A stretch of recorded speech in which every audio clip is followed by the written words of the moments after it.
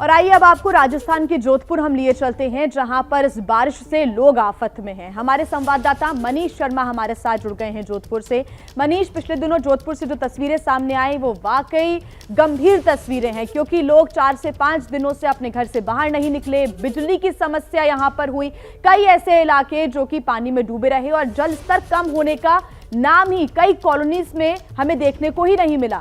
लगातार बारिश भले कम हुई, लेकिन बाढ़ जो पानी है वो लगातार उन इलाकों में भरा रहा। आज के क्या हालात हैं, क्या तस्वीरें?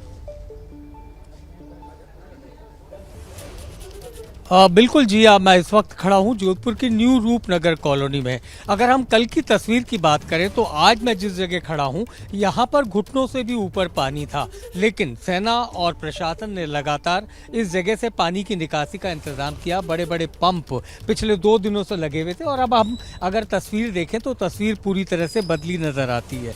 लेकिन काम यहीं ख़त्म नहीं हुआ, क्योंकि इस कॉलोनी के 140 मकानों में से ज़्यादातर में बेसमेंट बने हुए हैं और उन बेसमेंट में पूरी तरह से पानी भरा हुआ है। अब इस पानी को निकालना एक बड़ी चुनौती होगी। सबसे बड़ी बात, लोगों के वाहन कई दिनों तक पानी में डूबे रहे और उसी की वजह से वो वाहन अब पूरी तरह से खराब हो चुके हैं, तो लोग अपने अपने वाहनों को अब दुरुस्त कराने में लग गए हैं। आर्मी की टीमें लगातार यहाँ लगी हुई हैं। आप ये भी देख सकते हैं कि इस तरीके के पंप्स का इस्तेमाल करके पानी निकालने का प्रयास किया जा रहा है। लेकिन अब यह है कि लोग जो पिछले करीबन 72 से 80 घंटों से अपने अपने घरों में बंद थे, अगर मैं इसी घर की बात करूं तो हम कल लगातार इस घर में जब थे तो वहां पूरा पानी भरा पड़ा था और लोग परेशान थे। लेकिन आज इस घर के लोगों के सदस्यों की चिंता थोड़ी कम हुई है। हम ये नहीं कह सकते कि सब कुछ बिल्कुल सामान्य हो गया है, लेकिन परिस्थितियां बदली हैं। काम जब तेजी से हुआ, सांसद भी पहुंचे और आखिरकार लोगों को यहां से राहत मिलनी शुरू हुई। और सबसे बड़ा योगदान अगर इसमें है तो वो है आर्मी का,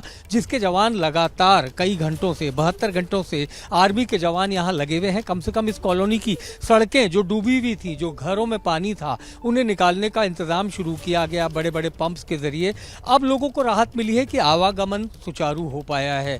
इसी तरीके से जोधपुर की एक डरबी कॉलोनी है, जिसकी तस्वीरें भी हमने कल अपने दर्शकों को दिखाई थी। वहां से भी पानी निकासी का इंतजाम चल रहा है, वहां पर भी सेना ने मोर्चा संभाला है। इसके अलावा वहां के तकरीबन 500 परिवारों को रिलोकेट किया गया है, वहां से हटाया गया है, दूसरी जगह राहत शिविरों में भेजा गया है। और सबसे बड़ी राहत के पिछले तकरीबन 48 घंटों से जोधपुर में जो राहत की बारिश है वो राहत दे रही है। यानी कि अब खुला आसमान है, इस वक्त भी तेज सूरज जो है वो चमक रहा है और इस वजह से बारिश रुकी हुई है। मौसम विभाग ने भी भविष्यवाणी की है कि 2 अगस्त तक अब राजस्थान के किसी भी इलाके में बहुत ज़्यादा बारिश नहीं होने वाली और इसलिए लोगों के लिए एक बड़ी राहत है और प्रशासन भी संभवतः चैन की सांस ले पा रहा होगा। जी बिल्कुल मनीष, लेकिन क्या ये कदम पहले ही नहीं उठाए जाने चाहिए थे? ये बड़ा सवाल है जो न सिर्फ राजस्थान है बल्कि हर क्षेत्र में उठते हैं। अगर पहले ही कदम उठा लिए जाते तो शायद इतने दिनों की दिक्कतें भी लोगों को नहीं झेलनी पड़ती।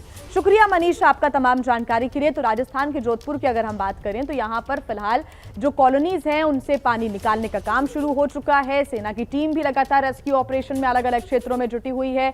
और राजस्थान के जोधपुर की अगर हम बात करें तो लगभग अब पानी निकासी का काम पूरा हो रहा है। जैसे ही घड़ी का काटा दोपहर 2:30 पे आए, बबीता जी का दिल सास बहू साजिश के लिए मचल जाए। और ये है इनकी बहू, पूरे दिन ऑफिस की टेंशन हो जाए गॉन जब ये करें अपना फेवरेट शो फ्री टाइम पे ऑन। इनकी तरह आप भी देखिए अपना फेवरेट शो अपने टाइम पर और डाउनलोड कीजिए एबीपी लाइव ऐप अपने स्मार्ट टीवी पर।